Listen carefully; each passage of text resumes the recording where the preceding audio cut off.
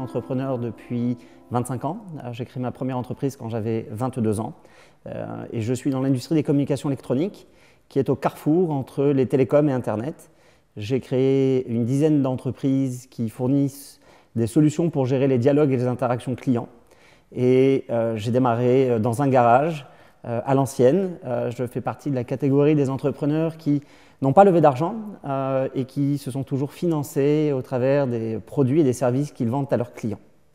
Alors mon premier investissement, je l'ai fait à un âge où je ne pouvais pas revendiquer le titre de Business Angel puisque j'avais 26 ans. Et j'ai investi dans une entreprise qui était aux États-Unis. Et puis régulièrement, depuis, j'ai fait des investissements dans entreprises. En fait, je suis devenu Business Angel depuis 3 ans réellement parce que j'ai commencé à le faire de manière beaucoup plus systématique. Et nous avons fait à peu près un deal par mois et aujourd'hui nous avons investi dans une trentaine d'entreprises. Le premier des critères que je regarde avant la personnalité de l'entrepreneur, c'est le momentum. Est-ce que son produit rencontre son marché au bon moment?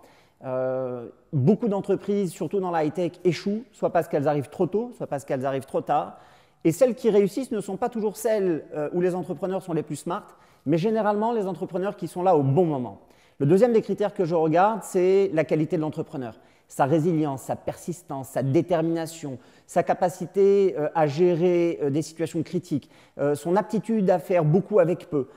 Et le troisième des critères que je regarde, c'est la qualité d'exécution du produit.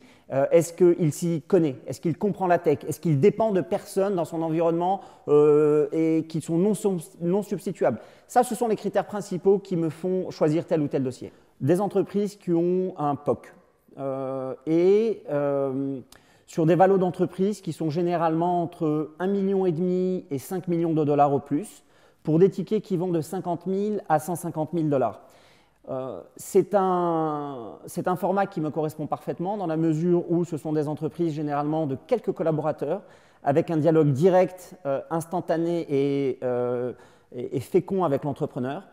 Je peux m'impliquer de manière très occasionnelle sur un sujet particulier, un recrutement, une négociation, un problème technique. Et je peux m'impliquer de manière un peu plus durable selon que le sujet est proche de mes compétences. Par exemple, si ce sont des boîtes qui font des services B2B, qui font des plateformes SaaS et qui ont des enjeux à la fois en termes de dimensionnement, scalabilité de leurs infrastructures, go-to-market, marketing. Et donc là, je peux intervenir aussi souvent que 2 heures par semaine en accompagnement et en support.